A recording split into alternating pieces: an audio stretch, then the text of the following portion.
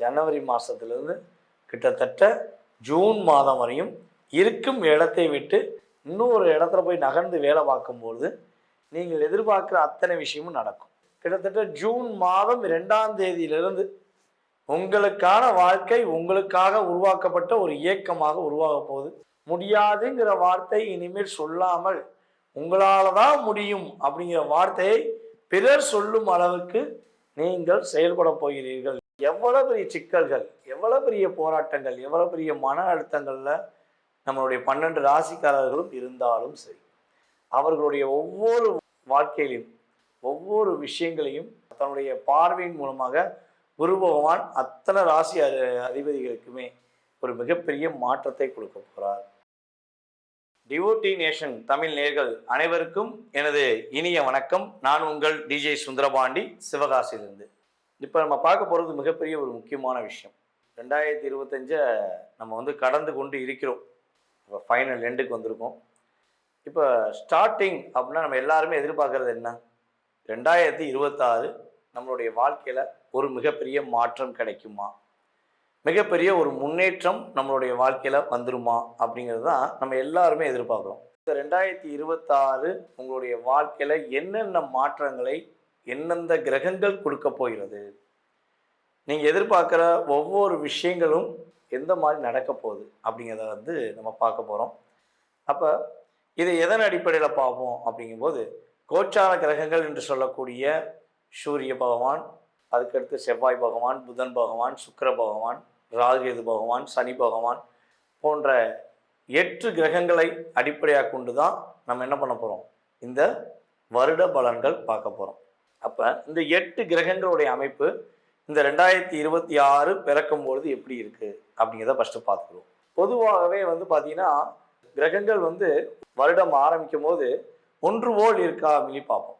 அப்போ இந்த வருடத்தில் பார்த்தீங்கன்னா கிட்டத்தட்ட வருடம் துவக்கத்திலேயே 4 கிரகங்கள், ராஜ கிரகங்கள் என்று சொல்லக்கூடிய கிரகங்களான, முக்குட்டு கிரகங்கள் என்று சொல்லக்கூடிய கிரகங்களான 4 கிரகங்கள் ஒரே ராசியில் அமர்ந்திருக்கிறாங்க, தனுசு ராசியில். அதுவும் காலபுருஷன் ராசிக்கு 9ஆம் இடம். 9ஆம் இடத்துல சூரிய பகவான், புதன் பகவான், சுக்கிர பகவான், அதே போல் காலபுருஷனுக்கு அதிபதியான செவ்வாய் பகவான். இந்த 4 கிரகங்களும் எந்த ராசியில் அமர்ந்திருக்காங்கன்னா நம்முடைய தனுசு ராசியில் அமர்ந்திருக்காங்க. ஓகே, இவங்க 4 பேரும் அமர்ந்தனால என்ன நடக்க போகுது, இதனால பெரிய மாற்றம் வந்துருமா அப்படின்னா, இந்த 4 கிரகங்களையுமே அந்த தனுசு ராசிக்கு அதிபதியான குரு பகவான் டைரக்டாக மிதுன ராசியிலிருந்து பார்க்கார். அப்போ எவ்வளோ பெரிய சிக்கல்கள், எவ்வளோ பெரிய போராட்டங்கள், எவ்வளோ பெரிய மன அழுத்தங்களில் நம்மளுடைய 12 ராசிக்காரர்களும் இருந்தாலும் சரி, அவர்களுடைய ஒவ்வொரு வாழ்க்கையிலும் ஒவ்வொரு விஷயங்களையும் தன்னுடைய செயல்பாடுகள் மூலமாக, தன்னுடைய பார்வையின் மூலமாக குரு பகவான் அத்தனை ராசி அதிபதிகளுக்குமே ஒரு மிகப்பெரிய மாற்றத்தை கொடுக்க போகிறார். இந்த 4 கிரகங்களுமே பார்த்திங்கன்னா நம்மளுடைய உலகியல் ரீதியாக பொருளாதாரத்தில் மிகப்பெரிய ஒரு ஏற்றம் கிடைக்க போகுது. அதே போல் இன்னொரு விஷயம் பார்த்திங்கன்னா உலகியல் ரீதியாக இன்னொரு பெரிய ஒரு சிக்கல்கள், ஒரு பெரிய மாற்றங்கள் ஏற்பட போகுது. என்ன மாற்றம்னா, ராகு இன்னும் கும்பத்தை விட்டு கடக்கலை. அப்போ கும்பத்தை விட்டு கடக்காதனால கிட்டத்தட்ட இந்த வருடத்தில் குறைஞ்சது பார்த்திங்கன்னா ஒரு மே மாதத்துக்கு பிறகு உலகியல் ரீதியாக சில சீற்றங்கள் ஏற்படும். அது பார்த்திங்கன்னா கொஞ்சம் நமக்கு காற்று மூலமாக ஏதாவது சின்ன சின்ன வியாதிகள், இப்போ நம்ம கொரோனாலாம் வந்துச்சு பார்த்தீங்களா, எதிர்பார்க்காததான் கொரோனா, அதே மாதிரி சின்ன சின்ன வியாதிகள் வருவதற்கான வாய்ப்பு உண்டு. அது நம்மளுடைய இந்தியாவுக்கு மிகப்பெரிய பாதிப்பு கிடையாது. இப்போ இந்த வருடத்தில் ஆரம்பத்தில் பார்த்திங்கன்னா நம்மளுடைய குரு பகவான் மிதுன ராசியில் இருக்கார். அதே போல் பார்த்திங்கன்னா நம்முடைய சூரிய பகவான், புதன் பகவான், சுக்கிர பகவான், செவ்வாய் பகவான் என்ற கிரகங்கள் தனுஷ் ராசியில், ராகு பகவான் பார்த்திங்கன்னா கரெக்டாக எக்ஸாக்டாக கும்பராசியில் இருப்பார். அதாவது துவக்கத்தில் கும்பராசியில் இருப்பார். அதுக்கடுத்து கேது பகவான் பார்த்திங்கன்னா சிம்ம ராசியில் இருப்பார். ஓகேவா? சனி பகவான் ஆல்ரெடி இந்த வருடம் முழுவதுமே என்ன பண்ணுவார், மீன ராசியில் தான் பயணம் செய்வார். இதில் நம்மளுடைய ராகு கேது பகவான் மட்டும் என்ன பண்ணுவாங்கன்னா டிசம்பர் மாதம் ஆரம்பத்தில் என்ன பண்ணுவாங்கன்னா ராகு பகவான் மகர ராசிக்குள்ளேயும் கேது பகவான் கடக ராசிக்குள்ளேயும் நுழைவாங்க.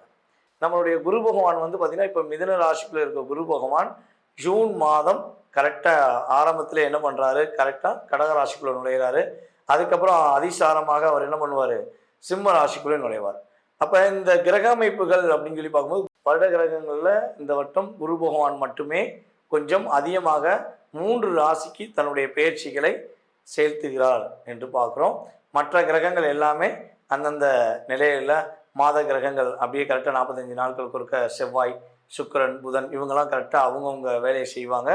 சூரிய பகவான் கரெக்டாக மாதத்துக்கு ஒருக்க அவர் என்ன பண்ணுவார், பயணம் செய்வார். இப்போ இந்த கிரகங்களுடைய அமைப்பின் ரீதியாக உங்களுடைய ராசிக்கு எப்படி இருக்குங்கிறத நம்ம பார்க்கலாம். வாங்க வீடியோக்குள்ள போகலாம். மகர ராசி அன்பர்களுக்கு இந்த 2026 ஏதோ உங்களுக்காகவே பிறந்த மாதிரி நீங்கள் நினச்சிக்கலாம்.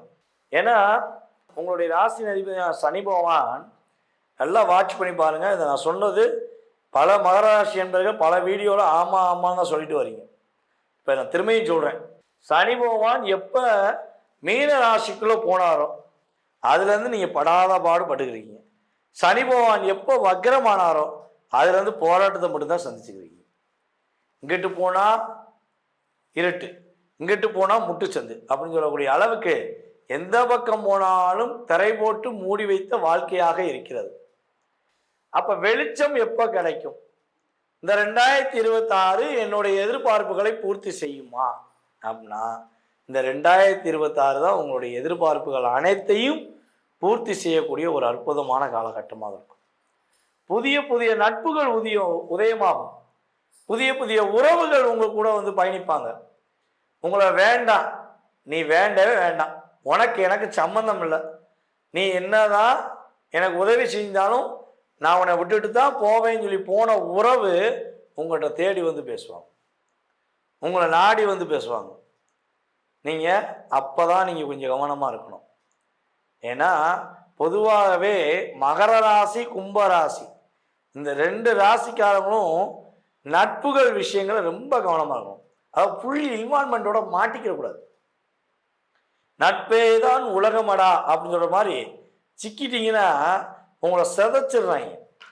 ரொம்ப பாசமாக அன்பாக அக்கறையாக உங்கள் மேலே அப்படியே ஐஸ் கட்டி எப்படி ஒரு குளிமையை ஏற்படுத்துமோ அது மாதிரி அவங்களுடைய வார்த்தைகள் மூலமாக அவங்கள மயக்கி உங்களை ஏமாற்றி அவங்க உங்களை லாக் பண்ணிடுறாங்க. நீங்கள் என்ன பண்ணுறீங்க, போய் மாட்டிக்கிறீங்க. அப்போ இந்த நிலையிலிருந்து நீங்கள் வெளியே வர போகிறீங்க. ஒரு நல்ல ஒரு முன்னேற்றமான சூழ்நிலையை சந்திப்பீங்க.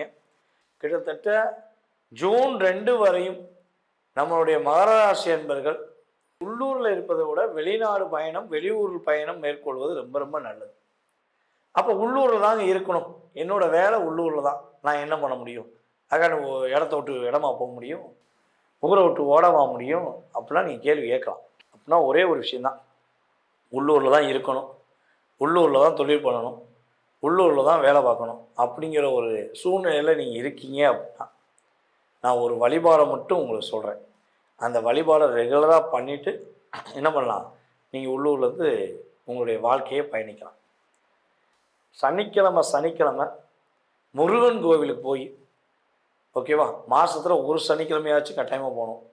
என்னால் சனிக்கிழமை போக முடியலங்க, வேலை இருக்குங்க, இருக்கட்டும், ஒரு சனிக்கிழமையாக போக முடியும்ல, ஒரு சனிக்கிழமையாவது முருகன் கோவிலுக்கு போய் நீங்கள் அங்கே முருகனுக்கு அபிஷேகத்துக்கு எண்ணெய் வாங்கி கொடுங்க.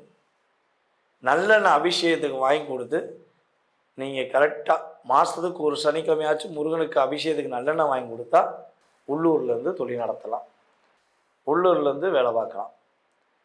சரியா? அப்படி இல்லைங்க, வெளியூர் போனால் லாபம் கிடைக்குன்னா போக ரெடினா உடனே கிளம்புங்க. இந்த ஜனவரி மாதத்துலேருந்து கிட்டத்தட்ட ஜூன் மாதம் வரையும் இருக்கும் இடத்தை விட்டு இன்னொரு இடத்துல போய் நகர்ந்து வேலை பார்க்கும்பொழுது நீங்கள் எதிர்பார்க்குற அத்தனை விஷயமும் நடக்கும். தடையில்லாத ஒரு வாழ்க்கையாக இருக்கும்.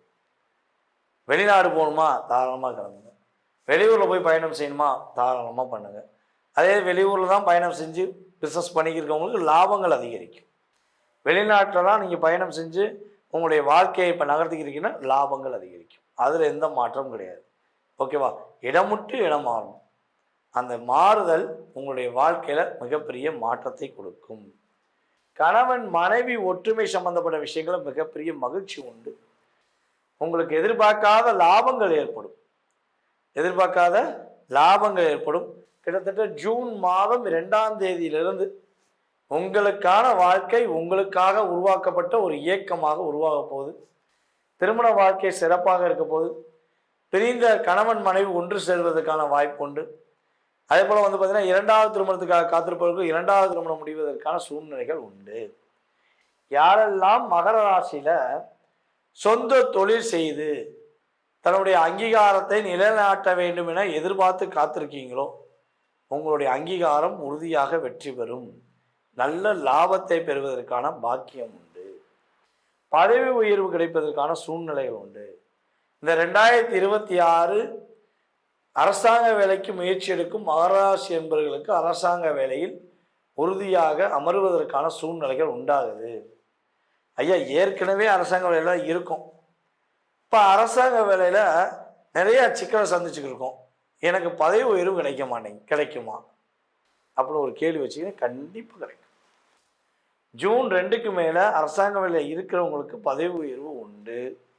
மிகப்பெரிய கிரக ரீதியாக முன்னேற்றம் உண்டு. நீங்கள் சொந்த வீடு கட்டுவதற்கான வாய்ப்பு உண்டு. உங்களுக்கு மனதுக்கு பிடித்த மாதிரி சொந்த வீடு கட்டி மகிழ்ச்சி அடைவதற்கான சூழ்நிலை உண்டு. மகர ராசி பெண்களுக்கு தன்னுடைய வாழ்க்கையில் இவ்வளவு நாட்களாக பட்ட போராட்டம், கஷ்டம், கவலை, கண்ணீர் என்ற வார்த்தைகள் எல்லாமே நீங்கி இனிமேலாவது என்னுடைய வாழ்க்கையில் ஒரு வெளிச்சம் ஏற்படுது, இனிமேலாவது என்னுடைய வாழ்க்கையில் ஒரு மகிழ்ச்சி ஏற்படுது நீங்கள் சொல்லக்கூடிய அளவுக்கு கிரகங்கள் சாதகமாக இருக்க போகின்றன. உங்களுடைய முயற்சிகள் அனைத்தும் வெற்றி பெறுவதற்கான வாய்ப்புகள் உண்டாகும். முடியாதுங்கிற வார்த்தை இனிமேல் சொல்லாமல் உங்களால் தான் முடியும் அப்படிங்கிற வார்த்தையை பிறர் சொல்லும் அளவுக்கு நீங்கள் செயல்பட போகிறீர்கள் என்பது நிதர்சனமான உண்மை. இந்த வருடம் முழுவதும் நம்மளுடைய மகர ராசி அன்பர்கள் என்ன வழிபாடு செஞ்சால் ஏற்றம் கிடைக்கும், என்ன வழிபாடு செஞ்சால் மாற்றம் கிடைக்கும்னா, ஒவ்வொரு மாதமும் பௌர்ணமி வருகின்ற நாட்களில் உங்களுடைய வீட்டு பக்கத்தில் இருக்கிற அம்மன் கோவிலுக்கு சென்று அம்மனுக்கு முடிந்தளவு மஞ்சள் அபிஷேகம் செய்வதற்கு அதற்கான பொருட்களை வாங்கி கொடுத்து நீங்கள் வழிபாடு செய்தீர்கள் என்றால் மகர ராசிக்கு மகத்துவமான வாழ்க்கையும் மகத்துவமான பொருளாதார நிலையை முன்னேற்றம் அடையக்கூடிய செயல்பாடுகளும் அம்மனின் அருள் மூலமாகவும் கோச்சார கிரகங்களின் துணையுடன் கிடைப்பதற்கான பாக்கியம் உண்டாக போகிறது என்பது நிதர்சனமான உண்மை. நேர்களே, தற்போது வரை நீங்கள் பார்த்தது பார்த்தீங்கன்னா, உங்களுடைய ராசிக்கான இந்த 2026 உங்களுடைய வாழ்க்கையில் என்னென்ன மாற்றங்களை கிரகங்கள் கொடுக்க போது, நீங்கள் எதிர்பார்க்குற விஷயங்களில் என்னென்ன விஷயங்கள் நடக்க போகுது, என்னென்ன விஷயங்களில் நீங்கள் கொஞ்சம் கவனமாக இருக்கணும் அப்படிங்கிற பற்றி பார்த்துருக்கீங்க. இது பார்த்தீங்கன்னா வருடத்தின் பொது பலன்களே. இதை தாண்டி உங்களுடைய மனசில் இந்த 2026 உங்களுடைய வாழ்க்கையில் நிறைய விஷயங்கள் எதிர்பார்க்கலாம். திருமணம் சம்மந்தப்பட்ட விஷயங்கள், தொழில் சம்மந்தப்பட்ட விஷயங்கள், வேலை சம்மந்தப்பட்ட விஷயங்கள், அதே போல் குடும்ப ஒற்றுமை சம்மந்தப்பட்ட விஷயங்கள். என்னால் முடியலை, நான் எவ்வளவோ இறங்கி போயிட்டேன், ஆனால் என்னை மீண்டும் மீண்டும் ஒரு பிரச்சனை உண்டு பண்ணிகிட்டே இருக்காங்க, அது யாருன்னே கண்டுபிடிக்க முடியல அப்படிங்கிற விஷயங்கள், இப்படி எந்த சம்மந்தப்பட்ட உங்களுடைய ஜாதக ரீதியான விஷயங்கள் எதுவாக இருந்தாலும் நீங்கள் தாராளமாக என்னை தொடர்பு கொள்ளலாம். கீழே உள்ள வாட்ஸ்அப் நம்பருக்கு தொடர்பு கொள்ளுங்கள், அப்பாயின்மெண்ட் வாங்கிக்கோங்க. கண்டிப்பாக உங்களுடைய வாழ்க்கையில் உங்களுடைய சுய ஜாதக ரீதியாக உங்களுடைய வாழ்க்கையில் என்னென்ன மாற்றங்களை ஏற்படுத்த முடியும், அதுக்கு நீங்கள் என்ன வழிபாடு செய்யணும், என்ன பரிகாரங்கள் செய்யலாம், வழிபாடு செஞ்சே மாற்றம் ஏற்படுத்திக்கலாமா, அல்லது உங்களுடைய ஜாதகத்தில் கொஞ்சம் கிரகங்கள் பலவீனமாக இருந்தால் என்ன பரிகாரங்கள் செஞ்சால் நீங்கள் ஒரு மிகப்பெரிய முன்னேற்றத்தை அடைய முடியும் என்பதை பற்றி தெளிவாக தெரிஞ்சுக்கணும்னு ஆசைப்பட்டீங்கன்னா கண்டிப்பாக கீழே உள்ள வாட்ஸ்அப் நம்பருக்கு உங்கள் டீட்டெயில்ஸ் அனுப்பிவிடுங்க. ஃபஸ்ட்டு உங்களுடைய பேர், நீங்கள் உங்கள் டேட் ஆஃப் பர்த் டைம், அதுக்கப்புறம் நீங்கள் எந்த ஊர்லேருந்து பேசுகிறீங்க, தற்போது நீங்கள் எந்த நாட்டிலேருந்து பேசுகிறீங்க அப்படிங்கிறத ஃபுல் டீட்டெயில்ஸ் அனுப்புங்க. கண்டிப்பாக உங்களுடைய சுய ஜாதகம் சம்மந்தப்பட்ட அத்தனை விதமான கேள்விகளுக்கும் பதிலளிக்க நான் காத்திருக்கிறேன். அதேபோல் நம்மளுடைய நேயர்கள் அனைவருக்கும் எனது இனிய புத்தாண்டு நல்வாழ்த்துக்களை தெரிவித்துக் கொள்கிறேன். நன்றி, வணக்கம்.